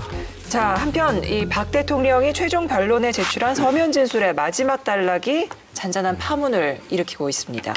앞으로 어떤 상황이 오든 갈라진 국민들의 마음을 모아 지금의 혼란을 조속히 극복하는 일에 최선을 다해 나가겠다. 이 문장의 진위를 두고 이 청와대가 거듭 일축했던 하야설까지 다시 거론되고 있는데요. 탄핵이 기각되더라도 국민 통합을 명분으로 명예퇴진하겠다는 뜻으로 해석해도 되겠느냐 이런 의문이 생기는데 근데 그 문장이 최선을 다해 네. 나가겠다잖아요. 네네네. 이거는 keep going on 아니야. 뭘 하겠다는 거 아니에요. 우리가 바라는 건 아무것도 하지 말라는 거거든. 탄핵돼서 물러나서 조용히 집에 있거나 감옥에 있으라는 얘기거든요. 그러니까 이 말이 뭘까? 가장 최선으로 선의를 위하면 나 감옥에만 보내주지 말아주세요. 그러면 조용히 있겠습니다. 아니요, 근데 저는 이 문장 딱 보니까 기각을 확실하는데요, 뭐. 확신. 탄핵 기각을 확실해요. 탄핵 반대를 이거는 반대가 될 것이다라고 확신하는 거죠. 아니지. 이거 액면 그대로 좀 너무 복잡하게 생각하지 말고 혼란을 조속히 극복하는 일에 최선을 다해서 나는 나가겠다. 아버지 가방에 들어가신다. 전 그 최종 변론에 박근혜 대통령의 이 표현은 탄핵이 되든 탄핵이 기각이 되든 국민들의 어떤 국론 분열로 인한 혼란을 최소화시키기 위해서 본인도 노력하겠다는 뜻이고요. 그 전제는 헌법재판소의 어떤 결정을 따르겠다. 존중하겠다라는 그렇죠. 좋은 의미로 저는 받아들입니다. 그럼요. 그리고 맞아요. 최소한의 대통령으로서 일국의 대통령으로서 국민에 의해서 선출된 분이신데 여기까지 온 거에 대한 개인적인 그 아픔이 없겠습니까? 그렇죠. 그리고 그 충분히 이해를 하고요. 이건 결국은 국민들한테 자신의 의견을 표출한 거나 마찬가지라고 봅니다. 그렇죠. 박근혜 대통령의 변론 내용 갖고 우리가 지금 갑론을박하잖아요. 왜 박근혜 번역기가 끝없이 필요해야 될까요? 어떤 결정을 내리든 승복하겠습니다 하면 명쾌한 거 아니에요. 해석의 여지를 계속 놔둬서 번역을 해야 된다니까. 문제죠. 그래서 우리가 또 먹고 사는 거죠. 또. 근데 이제 그 그거 번역기 하면서. 대통령의 최후 진술을 두고도 말이 많은데 당시 헌법재판관 출신 이동욱 변호사가 대통령의 최후 진술을 대독을 했습니다. 근데 같은 대리인단 소속의 조원용 변호사가 뭐라 그러냐면 원래 김평우 변호사가 대독하라고 박근혜 대통령이 지시하셨는데 날치기를 당했다. 라고 얘기를 하면서 최후 변론으로 인정할 수 없다. 고로 최후 변론을 다시 하자. 그래서 재판을 다시 하자는 거고. 아니 왜 그러셨을까요? 이분 왜 그렇게 된 걸까요? 하나라도 재판을 다시 하자는 얘기죠. 아, 그 얘기인 거예요, 예, 그 그냥? 얘기죠. 아니 이건 그게 아니고 저 기수 싸움이에요. 이 대리인단 변호사들끼리 날 싸움하고 기수 싸움하고 서열 싸움하고 있어요. 변호인 자중질 아니에요, 그러면? 대리인단 내 자중질 아니에요. 나는 재판 하루 다 하자는 얘기인 줄 알았어. 노 변호사는 어떻게 대통령 대리인단 가운데 아시는 분 많이 있죠? 뭐 제가 아는 분들은 뭐 이동욱 네네. 변호사님, 뭐 네. 전 헌법재판관이셨고요. 이중환 변호사 줄곧 처음부터 이제 대리인했는데 그분도 헌재 검사 시절에 헌재 파견해서 근무했던 적이 있습니다. 예. 그분들은 뭐 특별히 뭐 좀 법정을 모독하거나 그런 발언을 한 적은 없고요. 법리적인 부분, 사실적인 부분에 대해서만 한 것 같고 비교적 최근에 이제 대리인단에 합류했던 분들이 좀 도를 넘는 변론권의 법적 한계를 넘어서는 그런 발언을 해서 좀 공분을 사는. 저는 이번에 그 헌법재판소 여러 가지 대리인단이라고 변호사들하고 이렇게 다투는 거 보면서 그동안 그래도 법조인이라는 게 굉장히 상식적이고 그리고 어느 정도 그래도 이 리스펙트풀한 부분들이 있거든요. 그리고 네, 그리고 굉장히 일부러 그런 거죠. 아니 진짜야, 난 좀 존경할 만한 부분들이 있잖아요. 그리고 법조인들이 상식적이고 난 그렇다라고 생각하고 항상 뭐 존중하는 그런 마음들이 있었는데 이번에 보면서 이게 많이 무너졌어요. 이게 법조인에 대한 국민들의 여러 가지 상식과 실망감들이 이번에 굉장히 묻어났기 때문에 법조인들로서는 이번에 그 대통령 이 탄핵 심판이 굉장한 손실로 이번에 그래서 작용했다니까요. 대한변협에서 김평우 변호사에 대해서 징계하겠다고 지금 얘기가 나왔잖아요. 진짜예요. 예. 탄핵 전국의 끝은 곧 대선 전국의 시작이나 마찬가지죠. 벌써부터 대선 일시를 놓고 여러 가지 추측들이 나오고 있습니다. 네, 대선 준비 기간이 짧기 때문에 어쨌든 대통령 선거는 뭐 원래 50일 이내에 공고를 해야 되고 60일 내에 치러야 되니까 그래서 최대한 늦게 할 것이라는 분석이 지배적인데 이게 10일 현재 결정이 나면은 가장 유력한 게 5월 9일 대통령 선거가 될 것 같고요. 13일 날 하면은 12일 날 될 것 같다는 그런 예측이 있습니다. 원래는 선거라는 건 대통령 선거를 수요일 날 보통 하게 돼 있어요. 왜냐하면 화요일쯤을 붙이면은 징검다리 휴일로 월요일 놀러 가는 사람이 생기고 뒤로 가면 목요일로 가면 또 금요일에 휴가 내가지고 놀러 가는 사람이 생기고 이럴 테니까 보통 수요일에 한다라고 이제 하는데 이번엔 뭐 그런 거 따질 겨를이 없습니다. 그리고 5월 달 그때 5월 초가 이제 뭐 가정의 달이라 가지고 이런저런 행사가 있는 때니까 피해가기 어렵고 최근에 선관위 분들이랑 얘기해 보니까 그냥 탄핵 만약 인용이 된다면 인용되는 시점에서 그냥 60일 가산해서 할 가능성이 높다라고 하더라고요. 대권 주자들의 움직임도 지금 급해졌죠. 공직자 같은 경우 뭐 도지사라든가 이런 분들은 4월 7일까지 공직자 사퇴를 완료를 해야 되고 그 이유가 이제 후보 등록을 4월 14일까지 마쳐야 돼요. 그러니까 이제 지금 그보다 더 중요한 건 뭐냐면 민주당 지금 대선 후보 경선입니다. 민주당 후보에 지금 그 3명의 유력한 부분들이 있잖아요. 문재인 후보, 그다음 안희정 충남지사, 이재명 성남시장 이 3분이 있는데 이 사람들은 5월 10일 날 선거가 있게 되면 4월 10일 전에 경선이 끝나야 돼요. 근데 재밌네 이거 엄청난 얘기네. 네, 그 경선이 끝나는데 지금 민주당 경선이 완전 국민 경선이에요. 모든 국민들이 다 참여할 수 있어요. 회비를 내는 것도 아니고 인터넷으로 신청만 하면 되고 전화번호로 뭐 1811에 1000번, 뭐 1004번 이렇게 번호만 누르면 다 투표를 할 수 있는 자격을 갖는 거예요. 이렇게 오래된 민주당 당원이나 저 같은 비당원, 예를 들면 난 한 번도 정당원 안 한 적 없어. 당원이나 지지자가 아닌 사람이나 다 할 수 있다. 다 할 수 있어요. 박사모도 들어갈 수 있어. 다 할 수 그러니까 있어요. 지지자 이게 아닌 사람. 상황이 이런데 문재인 후보는 대세를 타고 있고 나머지 2명 안희정 지사하고 이재명 시장은 추적자예요. 시간이 없는 거야, 시간이. 자, 그렇다면 4월 만약에 9일 이전에 경선이 안 끝나면 이 사람들은 다 지사직이나 지자체장을 그만두고 들어갔는데 만약에 경선에서 이기지 못하면 완전히 이거 백수가 돼버려요. 그래서 아마 경선 때까지 이재명 성남시장이나 안희정 지사 같은 경우에는 그 현직 자리를 던질 건지 안 들 건지를 고민을 좀 많이 해야 돼요. 7일까지 결정해야 돼요. 그 전에 결정을 할 수 있죠. 그건 제가 답을 아는데 경선은 무조건 그 전에 끝냅니다. 끝나니까요. 경선은 그 전에 끝나요. 근데 문제는 뭐냐면 경선 후보 그러니까 선출할 때 일반 국민들이 신청을 해야 되는데 신청 기간은 또 그 전에 끝나야 될 거 아니에요. 그러니까 지금 하루라도 뒤로 가는 게 이 안희정 지사나 이재명 시장 입장에서는 유리한 안희정 거예요. 지사나 이재명 시장 같은 경우는 참 딜레마네요. 예. 빨리 끝나면은 자기가 그 지사직하고 시장직을 끝까지 유지할 수도 유지할 수 있을 있고요. 텐데 경선에 져도. 그렇게 하면 또 대통령 선거에서 경선에서 또 질 것 같고 그러니까 늦으면은 배팅을 해야 되는 입장. 탄핵 반대 집회에 나가면 돼. 자, 노 변호사님 서울광장에 나가서. 어떻게 생각하십니까? 뭐 이런 정치 상황은 아마 우리 헌정사에서 처음일 것 같습니다.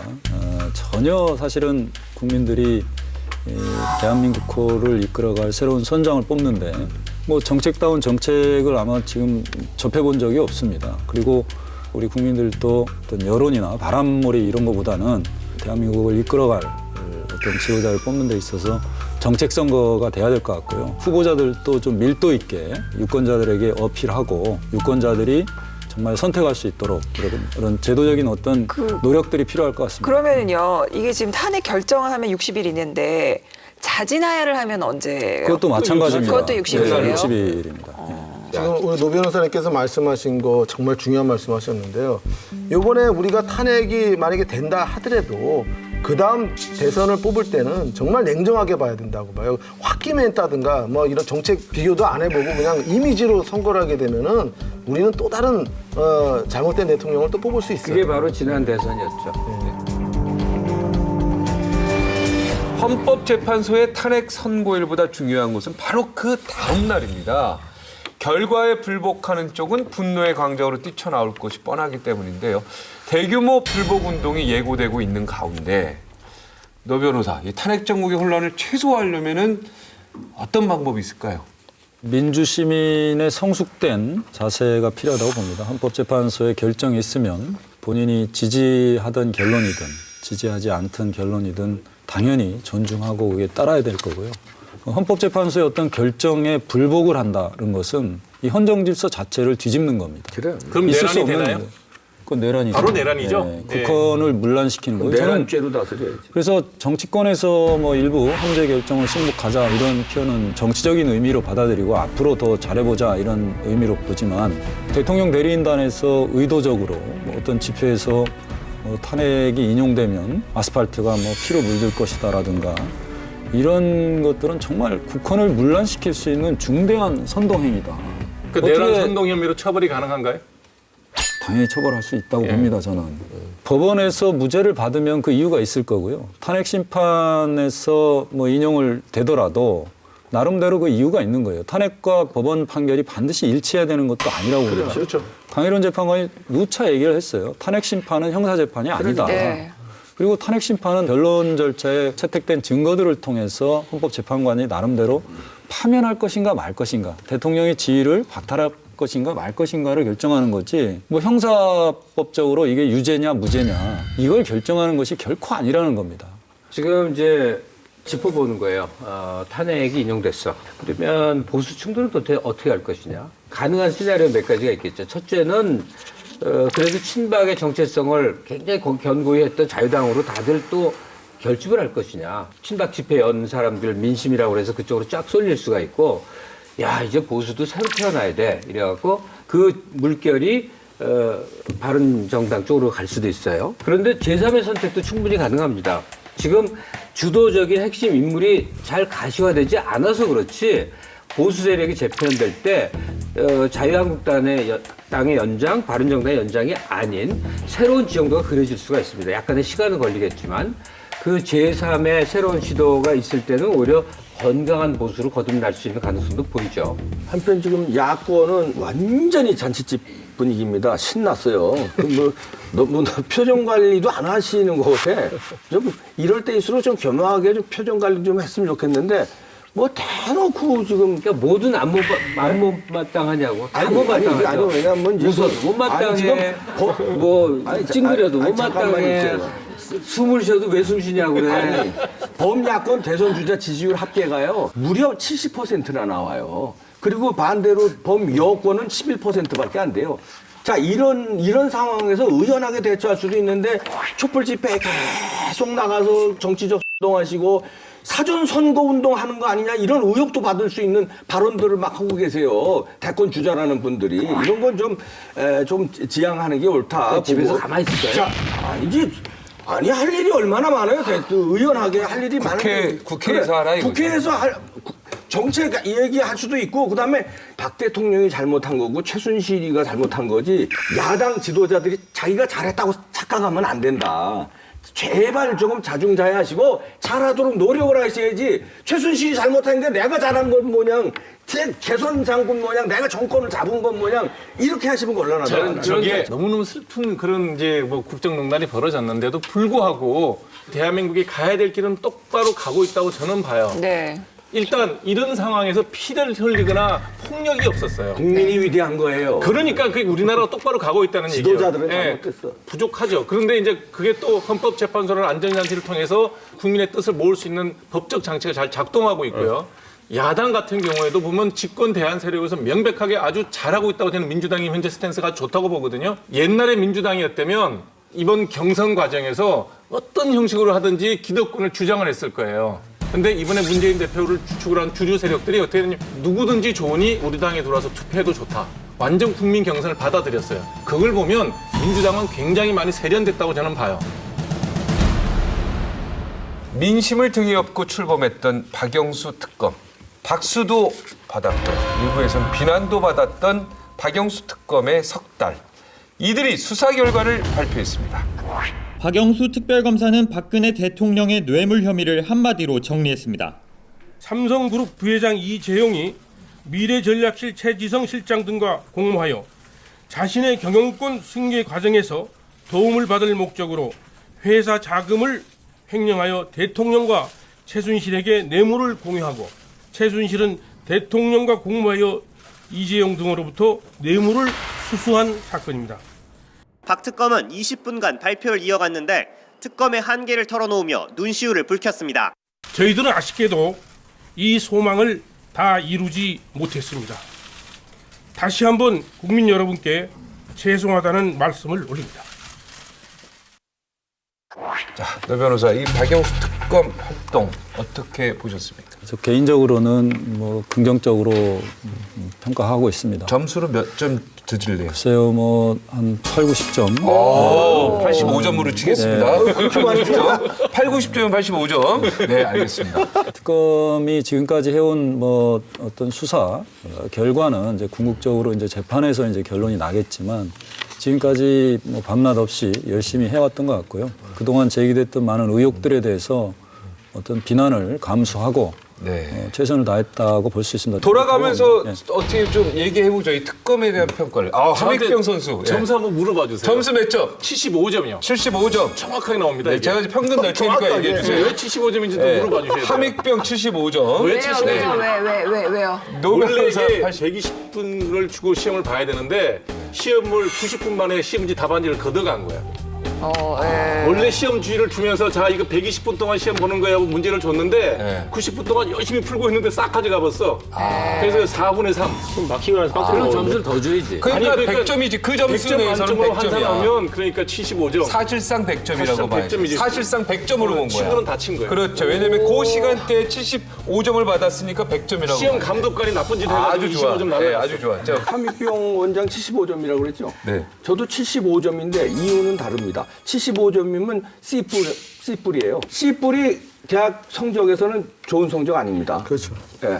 그러니까 무슨 얘기냐면 출석 잘하고 시험 다 보고 시험도 열심히 써냈어. 논술 시험인데. 그런데 주제하고 상관없는 거를 썼을 때 C뿔을 줘요. 그렇지 않으면 낙제를 주는데 낙제는 줄 수가 없어. 왜냐하면 너무 열심히 썼어. 출석도 너무 잘했어. 그런데 아까 시간 핑계 댔잖아요. 시간 핑계는 게 없어. 잠깐만. 애초에 120분이 아니라 애초에 90분이었는데 교수가 재량으로 30분 더 줄 수도 있고 안 줄 수도 있는 거야.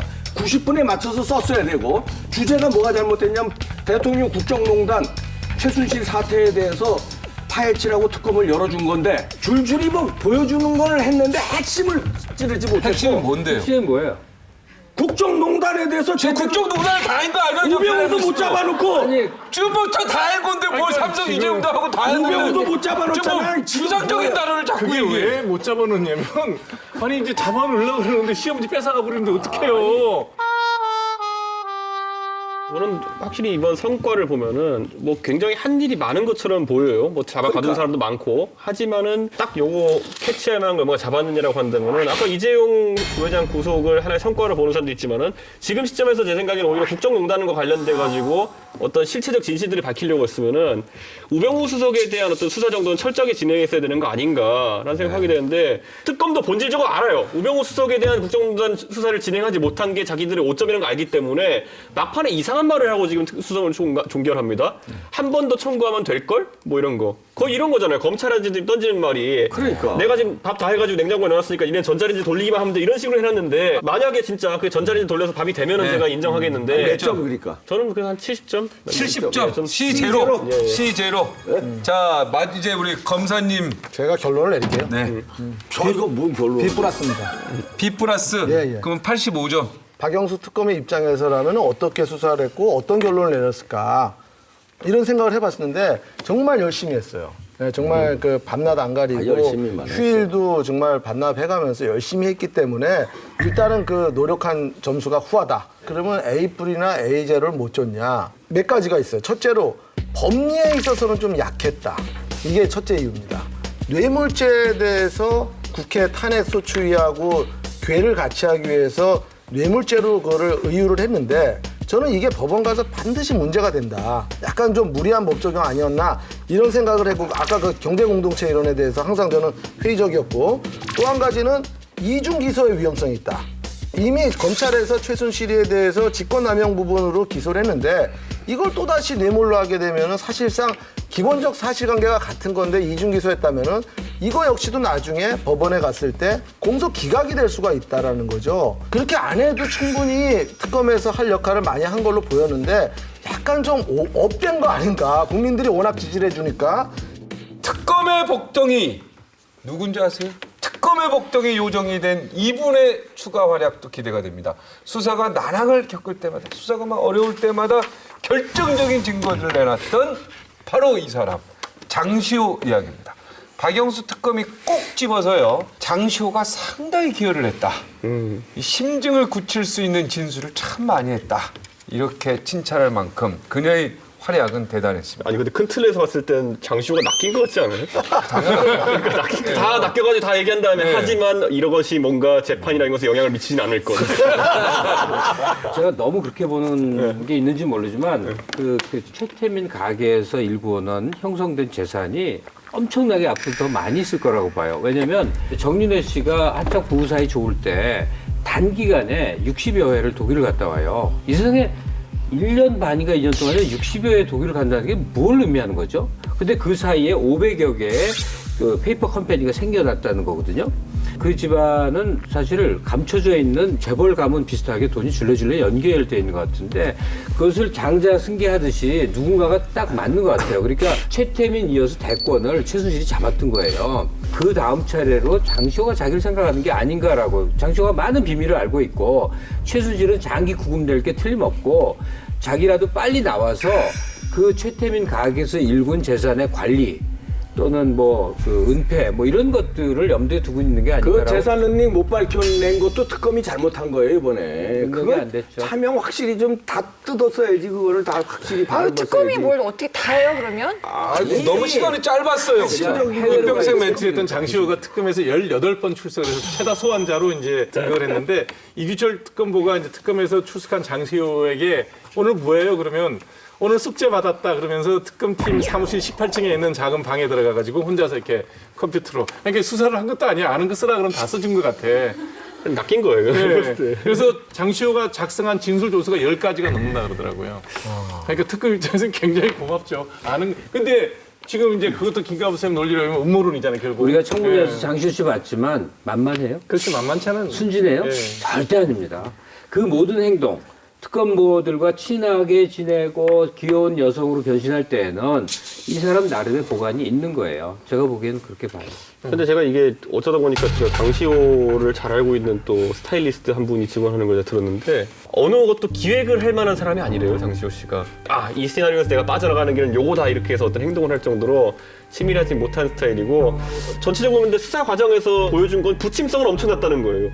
근데 이게 다른 사람들 증언과도 일치합니다. 어느 자리에 술자리에 가더라도 바로 그 누나 형동생 할 수 있는 사이고 오빠 누나 형동생 할 수 있는 사이고 이번에 수사하면서 드러났던 것이 뭐냐면은 이재용 부회장을 만났는데 이재용 부회장한테 굉장히 살갑게 대하면서 이재용 부회장으로 당황할 정도로 이렇게 인사도 하고 이랬다는 것도 안종범 수석한테도 인사를 잘 나누고 수사 검사가 건넨 아이스크림을 받아가지고 먹은 다음에 잘 먹다가 이제 또 내일 먹겠다고 또 그 특검 냉장고에 넣어놓고 이런 것들도 행동이 보이고 내일 또 소환 당한다는 얘기하니까 거기다가 이렇게 이름도 적어놨을 거야. 장시호 이렇게. 그러니까 또 사실 특검 입장에서는 복덩이 정도가 아니라 진짜 여기가 마르지 않는 샘물이구나라는 생각을 했겠죠. 근데 장시호의 그 행동에 대해서 어떤 심리학자가 분석하는 걸 보고 굉장히 공감이 갔는데 사람의 성향 중에 어떠한 경우에도 심각해지지 않는 사람.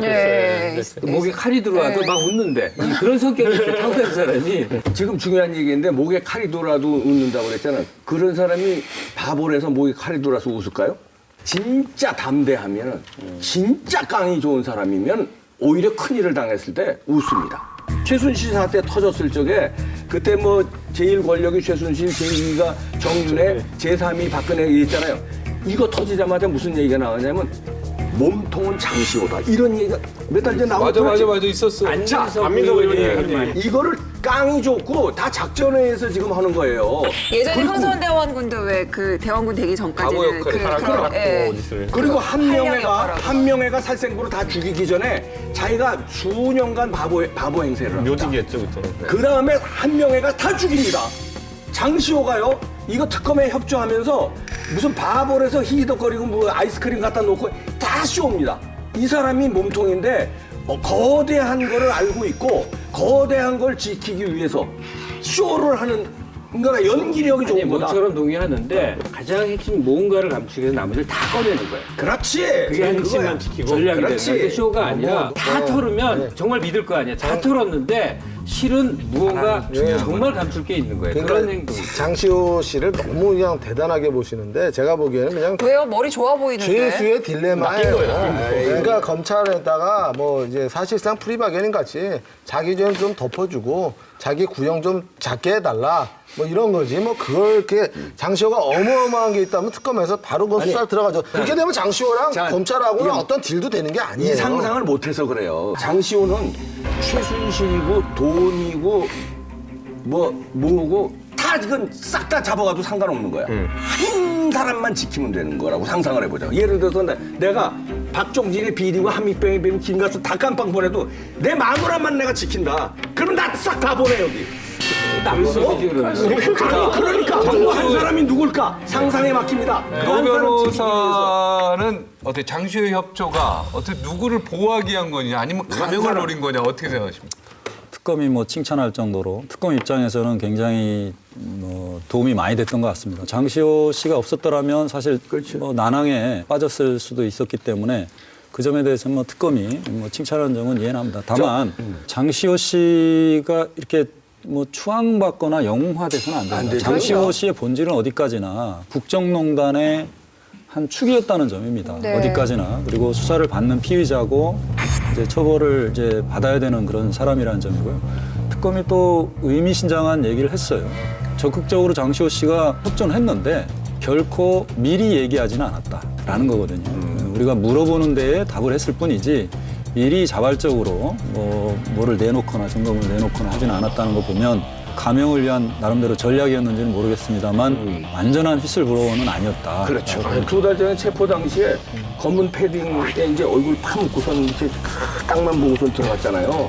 그런데 지난 1월 5일 날 특검에 이제 들어갈 때는 최순실 제2의 PC 제출한 다음에 이때부터는 이제 의기양양해집니다. 뭔가 이제 검찰하고 딜이 이제 됐다는 얘기죠. 나는 최소한 살았다. 아니면 내가 지킬 사람은 살렸다는 얘기겠죠.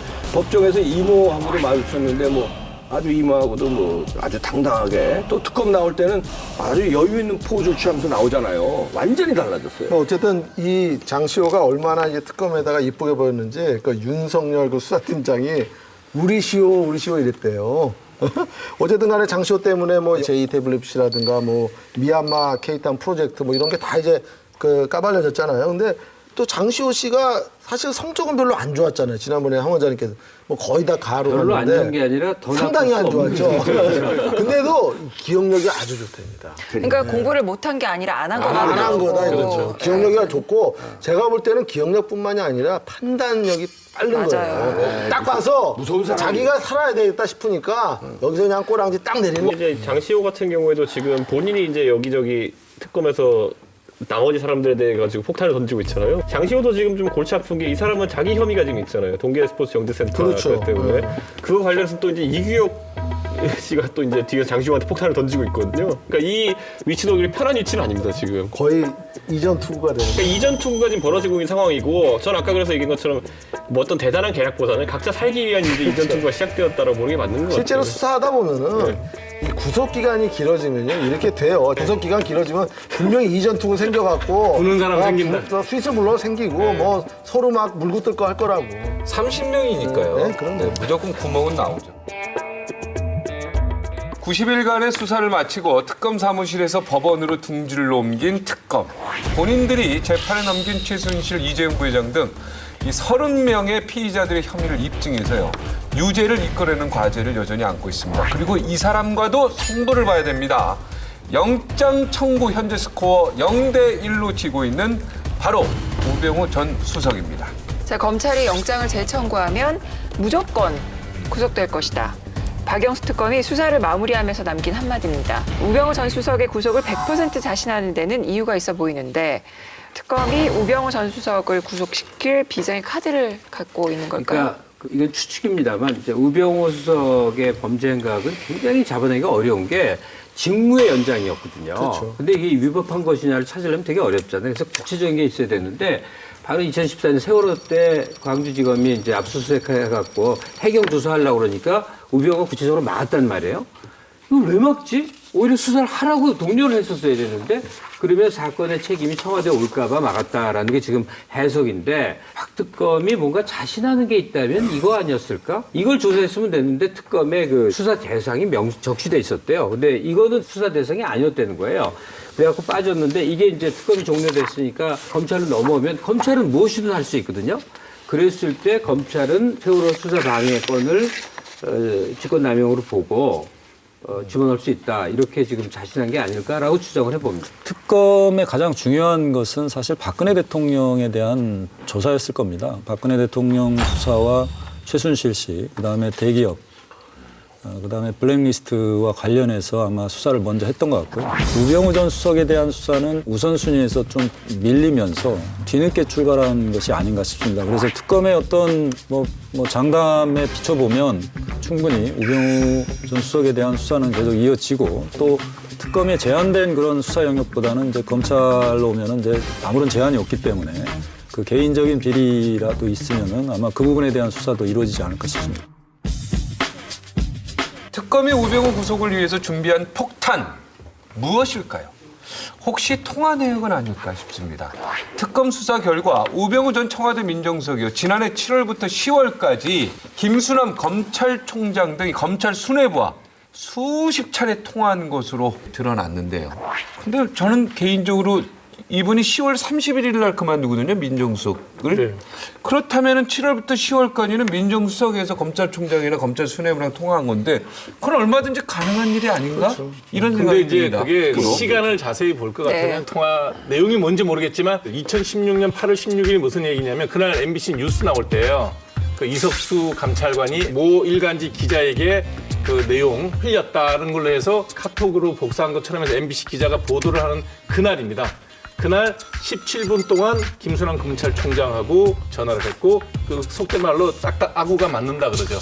왜 그때 그 전화를 그 사람하고 했을까? 23일에는 또 이제 특검 수사팀이 출발하는 날인데 우병우 민정수석의 수사를 착수하는 날 김순환 검찰총장하고 통화를 하고 그만두고 10월 25일 날 최순실 태블릿 PC가 보도되고 난 다음에는 이영렬 서울지검장과 통화한 기록까지 내역들이 쭉 다 공개되어 있는 민정수석이야 뭐 24시간 일하는 자리로 제가 알고 있기 때문에 그렇죠. 왜 딱 그때 그 순간에 그 사람하고 통화를 하냐고. 10월 31일 그 이전에 하는 거는 사실 뭐 업무로도 또 볼 수도 있지 않을까 이런 생각이 근데 들어요. 사실 좀 냄새는 나죠. 당연히 심증은 가는데요. 네, 심증은 가는데 문제는 이게 실제로 아직 수사에서 밝힐 수가 없어요. 그냥 뭐 마음으로는 좀 이상한다, 뭐 약간 냄새 난다 이런 느낌은 들지만 검사들끼리 그 통화한 거를 그 사람들이 뭐 내가 압력을 넣었다, 뭐 이런 얘기를 하겠습니까? 그렇잖아요. 사실상 밝히는 건 거의 불가능하다고 생각합니다. 그럼 우리 한번 물어볼게요. 박정진 씨 결혼하기 전에 사랑하는 사람이 있었을 거 아니에요. 이건 또 뭐야 또? 전화 몇 번 했어요? 뭘 알고 있나 가정까지 깨트는. 전화 몇 번 했어요? 하루에. 한두 번이죠. 뭐.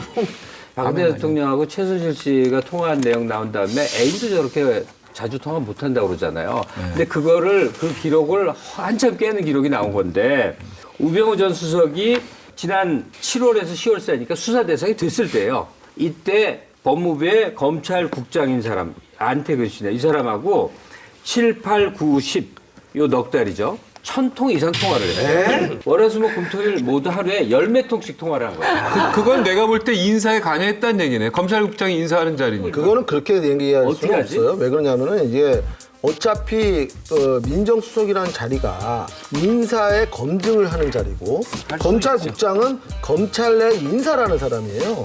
그 업무적으로 전화했을 가능성도 충분히 있는데. 하루에 10통 해요. 그런데 아, 10통을 인사를 얼마나 많이 하길래 자기가 수사 대상이 된 상태에서 그 대상하고 1000통을 하냐고. 근데 검사가요 몇천 명이에요. 아니, 검찰국장은 수사권이 없어요. 아니 그러면 근데 가능한 얘기예요. 하루에 10통화 통화하는 날은 어쩌다가 있을 수는 있지만 그게 일정 기간 동안 계속됐다는 건 그거는 좀 문제가 있는 거잖아요. 지금 그냥 간단하게 이걸 보려면 뭘 보면 되냐면요. 이렇게 1000회 했다 이렇게 하지 말고 그럼 그 전에는 어느 정도 했었는지 확인해보면 되는 거 아니에요. 그러니까 대조해보면 되는 것인데 제 생각에 왜 7월하고 10월 사이만 찍어서 얘기했는지 모르겠는데 오해 안 살려면은 3월부터 5월 도는 했다 정도 얘기하면 될 것 같아요. 저는. 이게 이런 거 자꾸 흘러나오는 게 저는 아까 검찰에 되게 부담이 된다고 했던 게 뭐냐면은 사실 이것보다는 좀 더 치밀하게 해가지고 우병우 수석을 잡으려고 해야죠. 지금 뭐 전화 몇 통 했다 해가지고 지금 여론전을 하려고 하는 건 제 생각에 특검이 할 일이 아닌 것 같아요. 우병우의 모든 행적은 청와대 안에 있단 말이에요. 그 압색을 해야 뭐가 이제 나오죠. 근데 그거 안 하고 그럼 어떻게 잡을 수 있다고 이렇게 공언을 해요. 검찰로서는 지금 특검으로서는 이게 고육체이라고 생각이 들어요. 우병우의 문제점을 얘기하는데 이런 것들 언론에서 얘기해주면 아, 이 사람이 정말 국정농단에서 중요한 역할을 한 사람이구나라고 몰아갈 수 있겠죠. 자, 검찰 안팎에서는요, 이 민정수석이 검찰 업무를 총괄하는 법무부 간부에게 하루 평균 10차례, 10차례 넘게 연락한 것은 상당히 이례적이다라고 하는데요. 이 법무부 핵심 고위 간부들과 어떤 얘기들을 했었을까요? 어떻게 생각하세요? 뭐 제가 못 들어봐서 잘 모르죠. 다만 오늘 가장 인간적인 대답을 해주셨네요. 네. 민정수석이 뭐 검사 인사만 관여하는 사람은 아니지 않습니까? 뭐 업무상 전화라고 보기에는 너무나 많은 통화가 있었다는 거고요. 그 부분에 대해서는 아마 해명이 되어야 될 것 같고 우병우 수석에 대한 혐의점이라는 것들이 뭐 관여자가 얘기를 하지 않으면 사실 알 수 없는 거기 때문에 이런 정황을 통해서 수사는 이루어져야 되는 것이고 다시 수사를 넘겨받은 검찰이 조직을 다시 살리고 엄정한 수사, 철저한 수사를 통해서 밝혀내야 된다고 봅니다. 검찰의 제 식구 감싸기라는 비판도 있었던 우병우 전 수석의 수사가 제 식구인 검찰에게 다시 넘어왔습니다. 공이 특검에서 이제 검찰로 갔는데요. 특검의 수사만큼 공정한 수사가 가능할지 모르겠습니다. 강미 변호사한테 물어볼게요. 눈치 볼 사람이 황교안 권한대행인데 눈치 봅니까, 검사가? 눈치 안 보지. 지금 황교안 권한대행은 대행시직이잖아요. 그렇죠. 네. 눈치 볼 만한 무슨 대단한 살아있는 권력이 아니잖아요. 그러니까 공정한 수사 솔직히 가능할까요? 말씀드려서 지금 현재 권력이 사실상 휴먼 상태인데 누구 눈치 볼 리는 없어요. 그렇기 때문에 저는 충분히 가능하다. 네, 공정하게 수사할 거라고 아니죠. 저는 생각합니다. 눈치를 많이 볼 거라 생각하는데요. 미래 권력에 대해 가지고. 미래 권력에 대해서 만약에 눈치 본다면 미래 권력이 상당히 눈치 많이 볼 것 같은데요. 열심히 하겠죠. 아, 더 수사를 열심히 한다. 자, 우리 눈치 많이 볼 것 같아요. 뭐 이중 권력이라고 뭐 하는 분도 있습니다. 이미 박근혜 대통령이 탄핵 소추가 가결된 이후에는 청와대 권력과 민주당 권력이 지금 양분하고 있다라고 하는데 이런 때일수록 검찰이 특정 어떤 권력에 눈치 보지 않고 제대로 수사할 수 있는 여건이 좀 형성된 거 아니냐. 맞아요. 아니 일단 기본적으로 저 남자들 약간 경쟁의식 심한 거 있잖아요. 지금 특검이 이렇게 좋은 성적을 받았는데 검찰에서는 심기일전에서 그런 것도 있죠. 네, 근데 우리가 특검보다는 잘해야 된다. 그런 맞아. 평가 이런 생각을 하지 않겠어요? 감액병이가 100점 줬는데 그러니까 이거 쉽지 않아. 그 자존심 상한 거야. 100점 주기가 쉽지 않아. 어쨌거나 이거 나도 잘했지. 검찰에서도 나도 나름 92점 열심히 조사를 했는데 지금 박수는 특검이 다 받아. 그럼 검찰 입장에서는 우리도 지금 해야 돼. 뭔가를 보여서 대중들이나 국민들한테 우리도 이만큼 했다라는 걸 좀 보여줘야 맞아요. 된다고 스스로 생각할 거 아니에요. 지금 사실 검찰이 여러 면에서 사면 초과거든요. 네. 공수처 얘기라든가 경찰에서 또 뭐 수사권 독립 뭐 여러 가지 사면 초과이기 때문에 검찰은 지금 생존을 걸고 할 겁니다. 지금 이 수사를 제대로 못하면은 검찰은 앞으로 정말 존폐 위기에 놓일 가능성이 커요. 그러니까 우병우 수사가 잘 안 될 수 있다고 봅니다. 왜냐하면 우병우가 누굽니까? 고속 출세를 하는 과정에 정보 가지고 이용한 게 많았어요, 지금까지. 그런데다 또 민정수석까지 했어. 진짜 핵심적인 가지고 있을 것이다. 그래서 아직도 레이저는 쏘는 건데, 나 잡아너? 그래. 김수남 총장 뭐 까볼까? 나 가지고 있는 거 있어. 어떻게 할래? 깎아? 어떻게 막 가자는 거야? 나고? 이렇게 레이저 눈빛 총장한테도 쏘고 신박탄한테도 쏘고 황교안 대행한테도 쏘고 해서 어떻게 대충 묻을래? 어떻게 깎아 이판사판 이렇게 나올 가능성이 있습니다. 우병우가 그렇게 무섭다고? 그러니 정보를 가지고 다 갖고 있죠. 국정원까지 관련. 그것로 출세한 사람이니까 이 양반이. 지금 옹기영 말 중에 딱 하나. 저도 물론 이제 청와대 오래 있었지만 딱 하나 아는 거는 민정수석이 엄청난 정보를 우리가 알지 못하는 걸 갖고 있다. 당연하지. 그거는 맞는. 그리고 역대 정권이요. 역대 정권 가만 보세요. 정권이 바뀐 다음에 그 전 정권을 못 칩니다. 잘 왜 못 치느냐? 정보를 털어들고 있어요.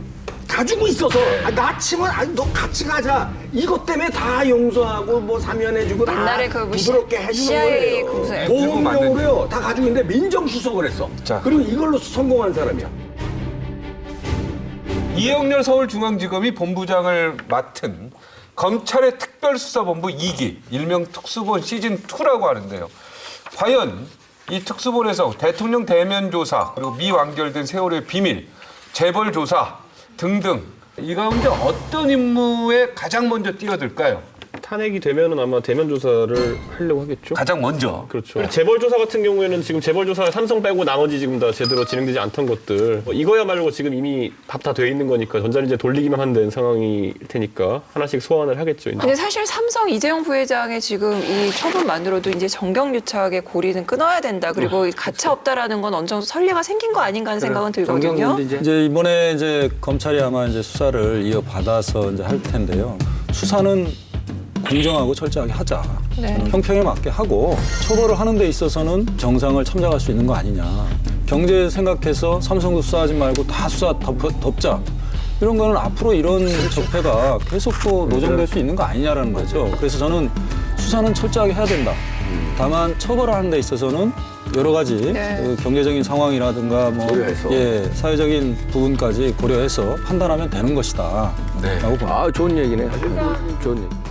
탄핵이 인용되건 기각되건 박근혜 대통령과 최순실의 이름은 역사책에 기록될 수밖에 없습니다. 그리고 우리의 이름 또한 한국 현대사에 남게 되겠죠. 2017년 당시의 국민 그리고 민중이라는 이름으로 말입니다. 그렇기 때문에 탄핵이 결정되는 그날 우리의 자세가 매우 중요합니다. 결과에 불복해서 폭동을 일으킨 시민으로 남고 싶으신지요? 아니면 선진 시민 의식으로 결과에 승복하고로 앞으로 나아가시겠습니까?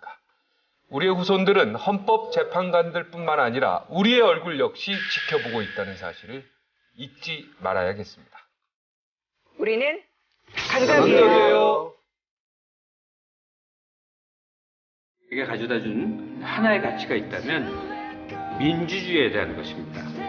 그것이 얼마나 소중하고 그것이 얼마나 우리 삶에 직접적인 영향을 미치는지 말이죠. 박영수 특검의 모든 사람들이 최선을 다했다. 그 용기의 박수를 보내고요. 헌법재판관님들 정말 오랫동안 수고 많으셨습니다. 이번 결정이 어떻게 나든 간에 이걸 수용하고 승복하는 그런 자세가 필요하다고 보고 탄핵이 조기에 종결돼서 앞으로 또 우리 국민들이 좀 차분하게 일상으로 돌아갔으면 하는 마음 간절합니다. 프로그램 시청자 게시판에 의견을 남겨주신 분들께 추첨을 통해 시스팜 관절 88 혈관 88에서 백화점 상품권을 드립니다.